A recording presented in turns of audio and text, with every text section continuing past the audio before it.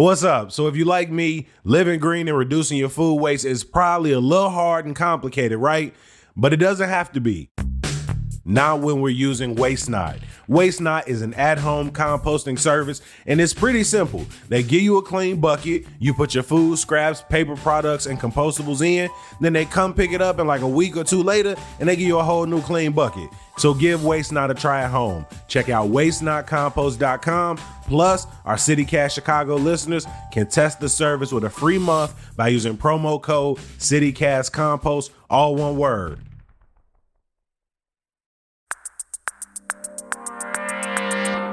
Today on CityCast Chicago, what the hell is going on between Chicago Public Schools and City Hall? Plus, Chicago legend Derrick is retiring, and Chicago legend Bozo the Clown is returning. Stick around to the end of the episode to find out when and where. Helping me break it all down from WBEZ City Hall reporter Mariah Wolfel and Sun-Times education reporter Nader Issa. It's Friday, September 27th. I'm Jacoby Cochran, and this is what Chicago is talking about.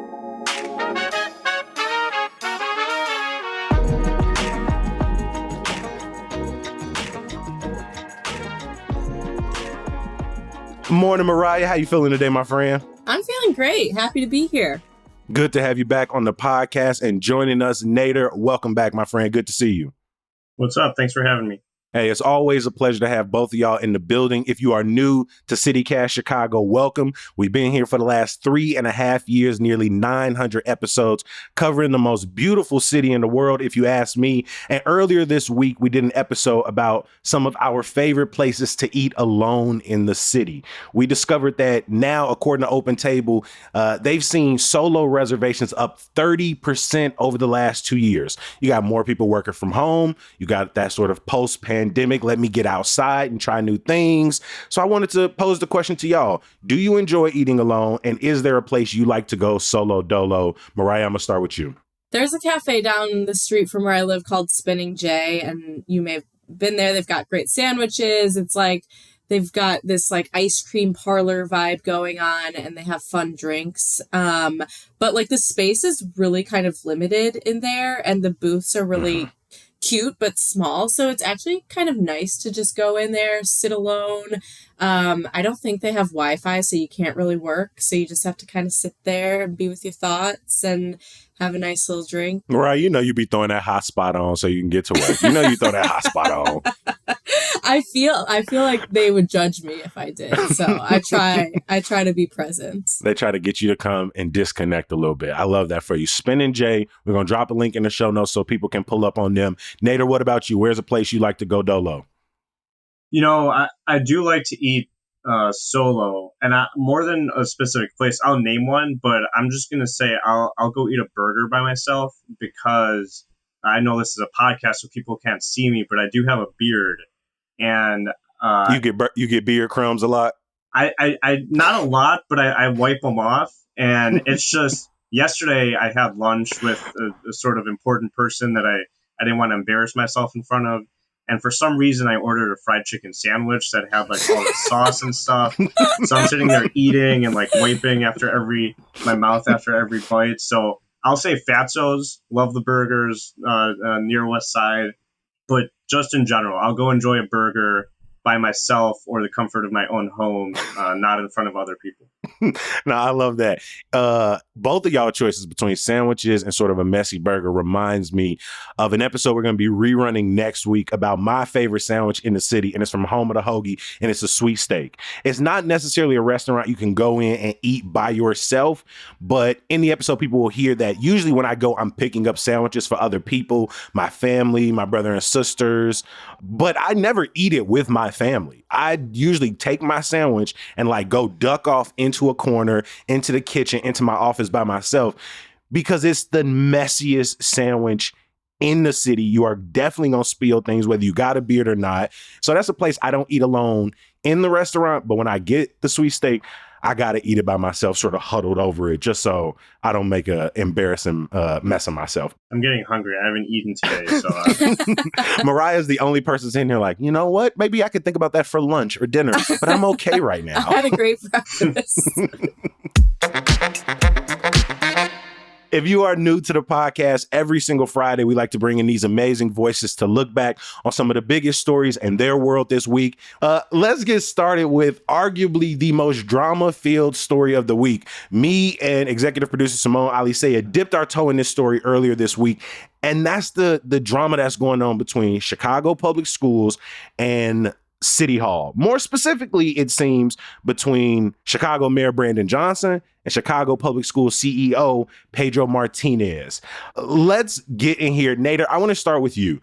About a month ago, we started hearing whispers that maybe Johnson was angling for somebody different. But then in the last week, we've heard that maybe Johnson approached Martinez and was like, yo, buddy, time for you to go. And maybe Martinez looked and said, that's not really your call. And at that point, I got confused. And so I brought y'all in here to sort of make sense of this for me. So Nader, catch us up. How did we get to this point where seemingly there is major tension between the mayor and the leader of Chicago Public Schools? So yeah, like you said, we reported about a month and a half ago, 5 weeks ago, that Mayor Brandon Johnson's administration was laying the groundwork to oust Pedro Martinez as CPS CEO.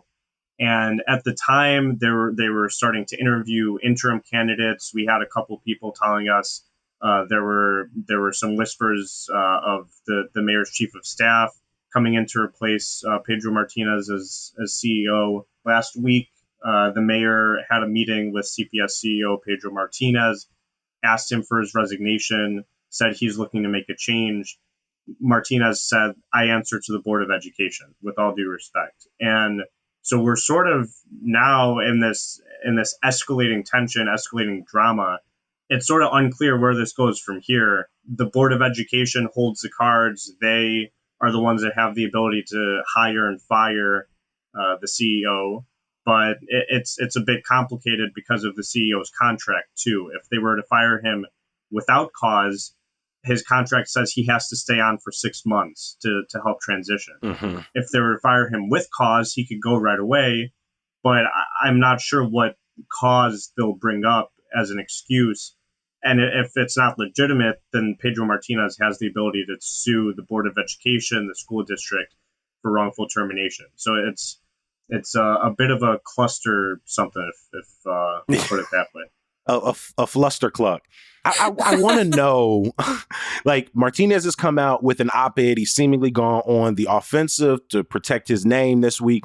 Mayor Brandon Johnson, of course, is doing what he is known to do, which is say, I don't really talk about personnel choices out in the open. And so can I ask, how are you learning about this? Are there leaks that is sort of feeding this information out? Because it feels like there's a sort of he say thing going on at the same time.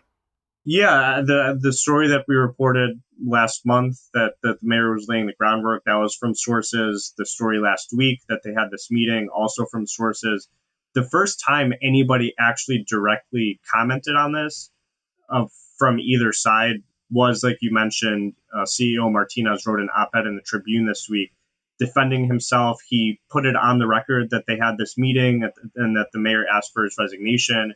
He explained that rejecting the ask to resign wasn't a rebuke of the mayor. It was, he called it something like a desire to move forward with our vision for the school system, which I would love to say that if someone asked me to leave my job, and I'll say, no, I want to continue the vision for the Chicago Sun-Times.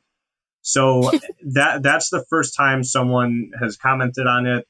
And I do have to say, we've asked CEO Martinez repeatedly through texts, calls to comment on this, and he's declined. He instead decided to go the op-ed route.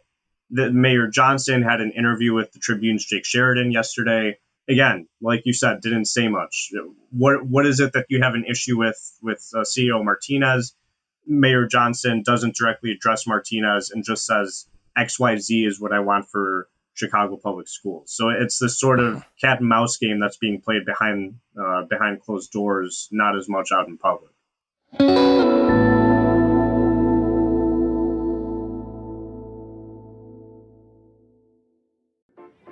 At the heart of Chicago, there's Navy Pier. It's a place where the Centennial Ferris wheel gives views for days. It's where boat tours take off and where the music is always on. It's where you can spin around on rides, share around with friends, and taste every flavor Chicago has to offer. This is Navy Pier, and this is what it's made for. Plan your visit at NavyPier.org.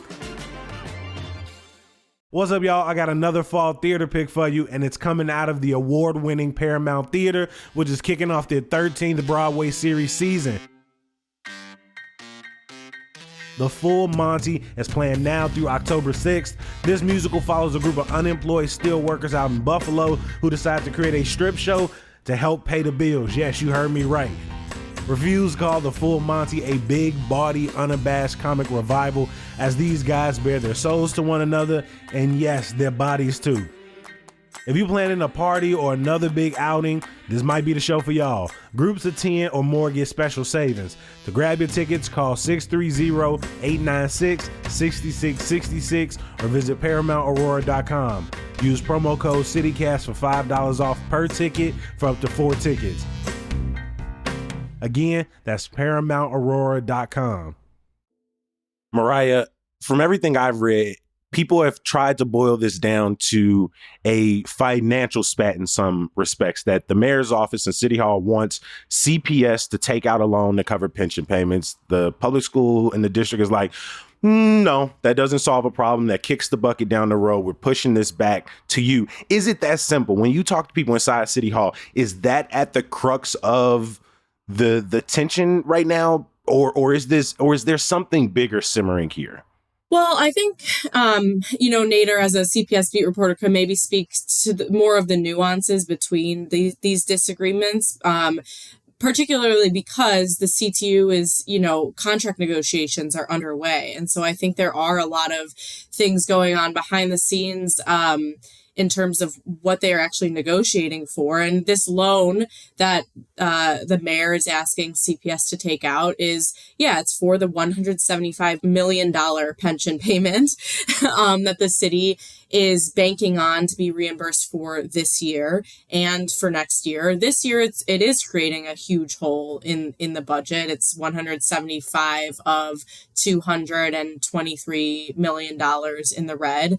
It is confusing that Johnson, kept Martinez on for so long. And I think now he's dealing with the repercussions of that. Had he, said at the very beginning, I have a long career in public education and public education policy, and I'd like to institute a CEO of the school system who is closely aligned with my vision, I don't think anyone really would have batted an eye as much. I mean, I don't know what Martinez would have done in that situation, but that would have been more understandable, right? And instead of now, when they're in the middle of negotiations and Johnson, isn't, seemingly getting what he wants, but he also won't really directly say what Martinez has done wrong. And I think that's kind of a mistake at this point, because it's Martinez is building a public narrative around himself. Mm-hmm. There are 24 public officials, I believe that's the number, that have signed on to a public letter,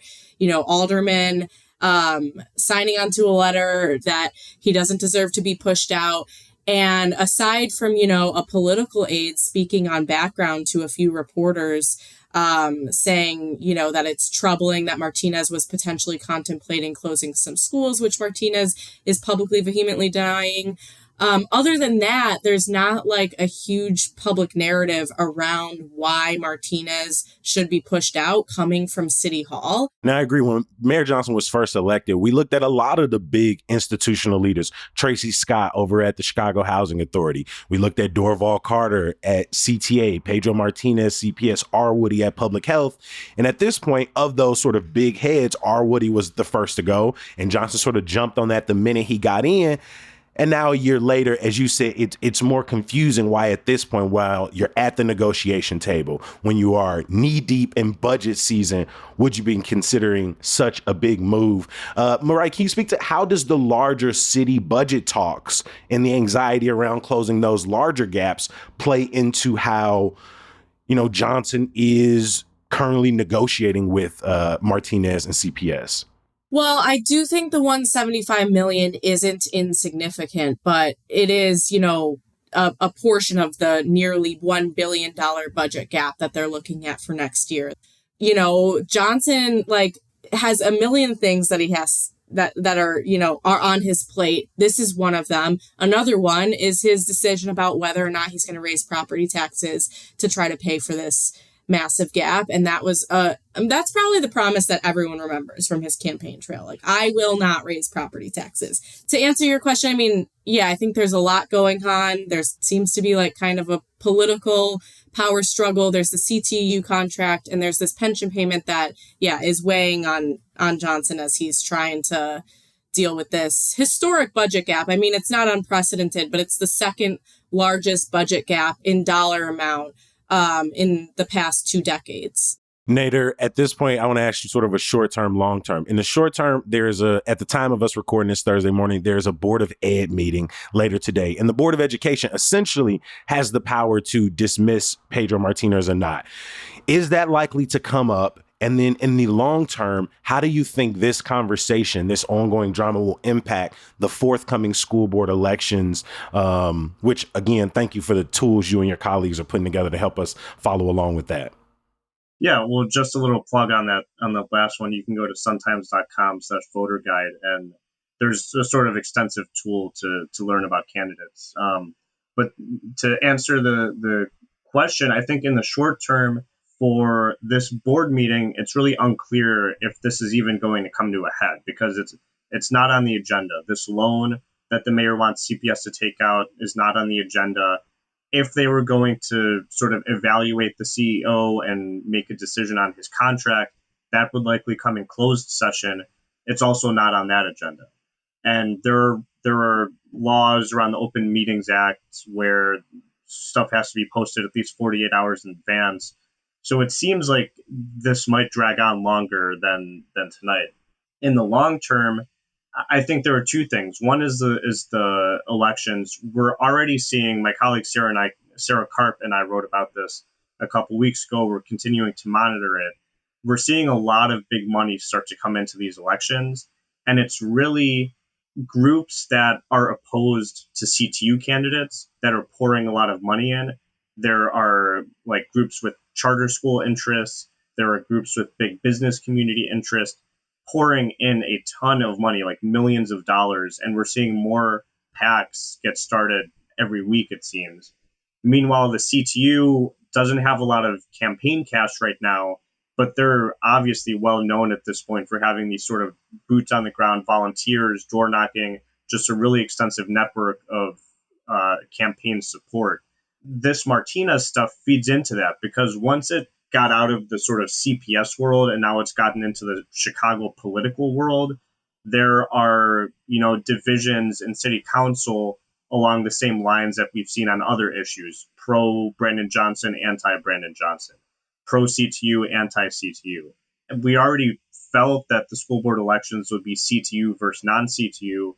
It seems like it might turn into that even more. The other sort of long-term issue that I want to bring up is funding at the state level. And we could sort of boil down this whole thing with Martinez to funding for Chicago public schools. If CPS had the money that the state says CPS needs, which is about another $1.1 billion, none of this would be happening. And so all eyes are going to go to Springfield soon because one way or another, the C2 is going to get a contract. And even if they don't get all of their demands, the most expensive version of the contract, a C2 contract generally costs around $100 million, $120 million a year. Right now, CPS already had to close a $505 million deficit in this budget for this school year. And so they're going to have to find a way to come up with another $120 million to give teachers raises, support for migrant students, all the things that might come in a CTU contract. Hey, I appreciate both of y'all for walking us through an ongoing and a very complicated topic. We're going to drop links in our show notes so you can follow along with the reporting that both Mariah and Nader are doing on this topic. And please follow along at chicago.citycast.fm for the latest updates.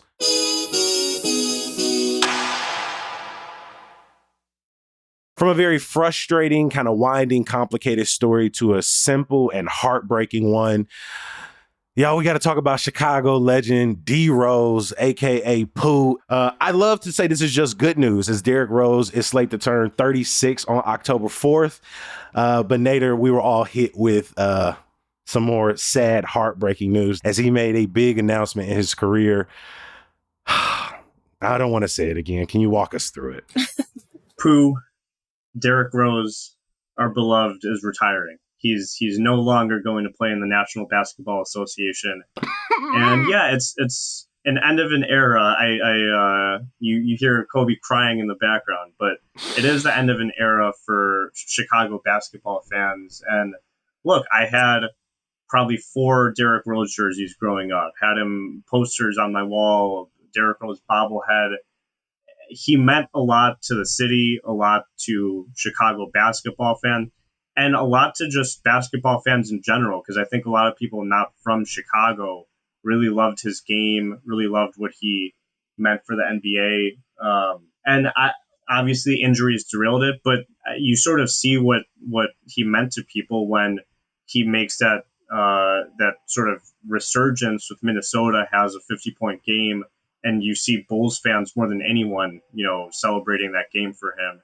Yeah, I mean, growing up in Chicago, 3 of my closest homies went to Simeon, and their freshman and sophomore year were his 2 state championship winning years, his junior and senior year. And so my freshman and sophomore year of high school, I was watching on television as he was being named Mr. Basketball Illinois. And in many ways, Chicago got to experience what Akron, Ohio had experienced some years earlier with LeBron James. And when he was drafted number 1 to the Bulls, let's be real. We all thought the draft was rigged, and we loved it.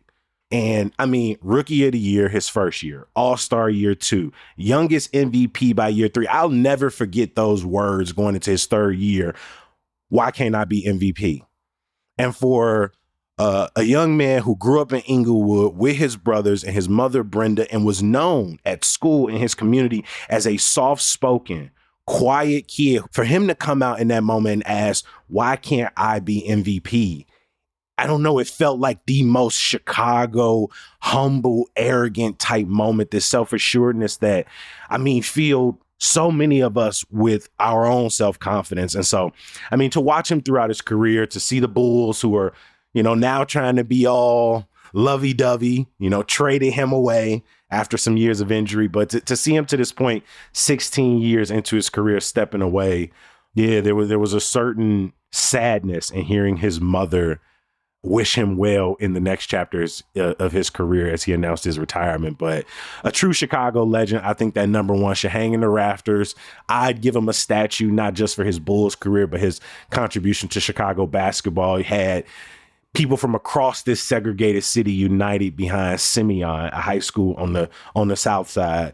And so shout out to Pooh.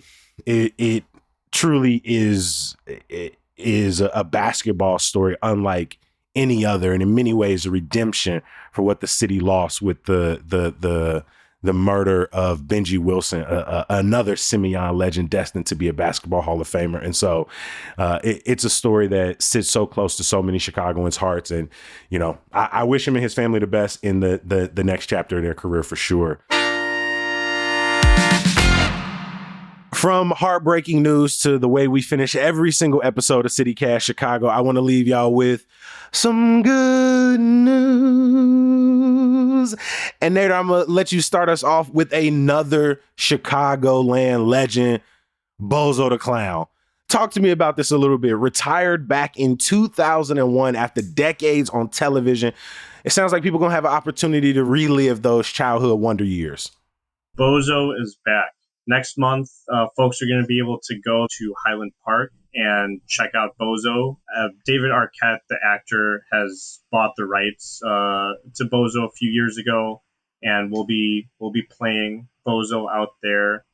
It's a 3-day event. People can go meet Bozo and, take pictures with him and whatever else Bozo does. But we all have memories watching Bozo on WGN. Hey, truly a relic of Chicago past. If you go to the WGN office, there is a huge portrait or painting of Bozo outside of the green room. A few years ago, we did an entire episode on the legend that is Bozo. Because in my elementary school, we played like Bozo games, like trying to get the ball into the bucket. Bozo was on every morning when I was a kid growing up.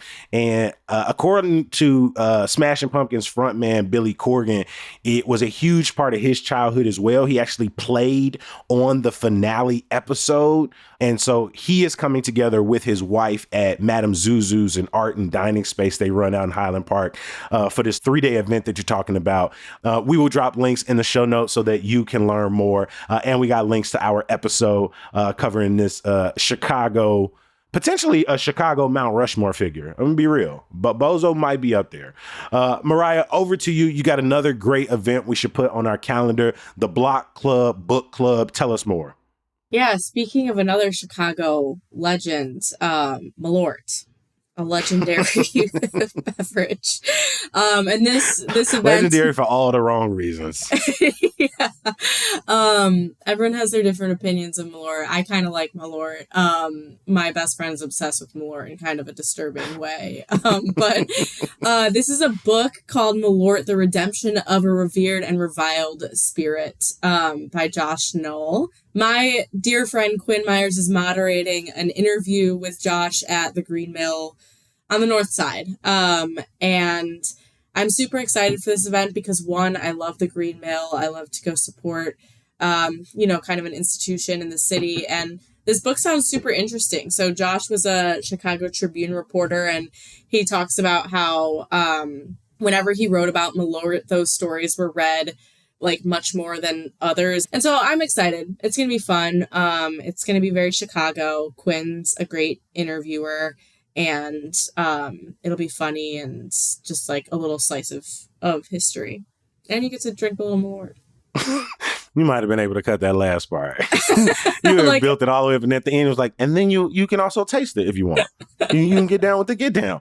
Yeah, we also did an episode on Malort as well and did a taste test. I took it around the crib and gave it to some unsuspecting people in my house and got to record their reactions. Oh, I love those. Probably one of the most cruel yet funny things I've done on my 3 years on the podcast. And so, unfortunately, the RSVPs are closed, but so registering does not guarantee entry. So make sure you come early for the event.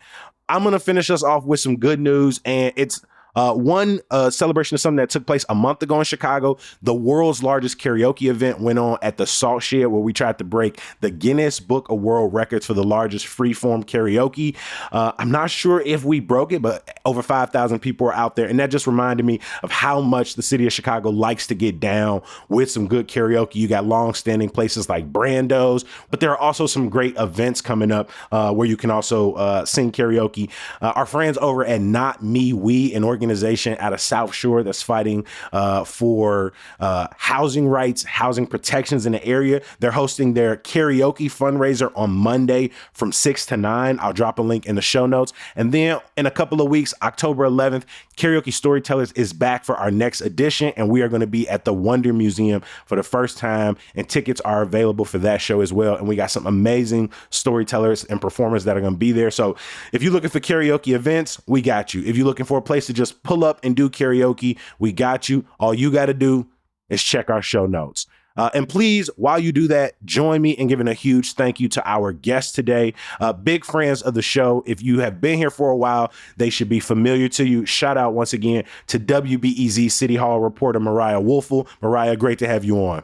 Thanks for having me. And to Sun Times education reporter and my fellow Pooh stan, Nader Issa. Thank you for stopping by. Thanks, Kobe.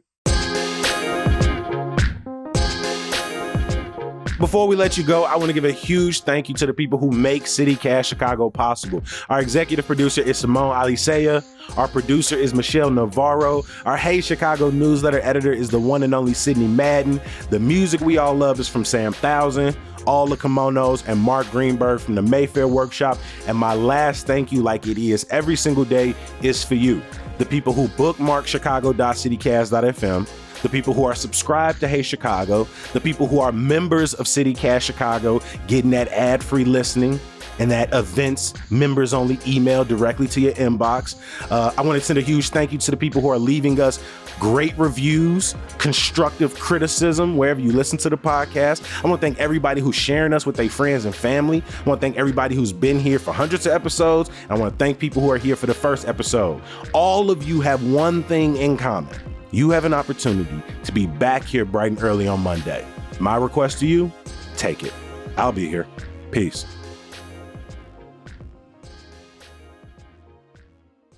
And then we will go to Derrick Rose. And we'll talk about what he meant to all of us and what he meant to the city and what it means when someone says, do you remember pre-injury Derrick Rose?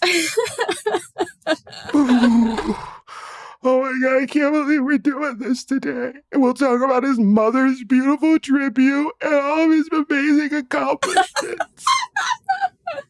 That is a really good cry. Well, it's not Okay. acting, so of course it's good. Okay, just give me a second.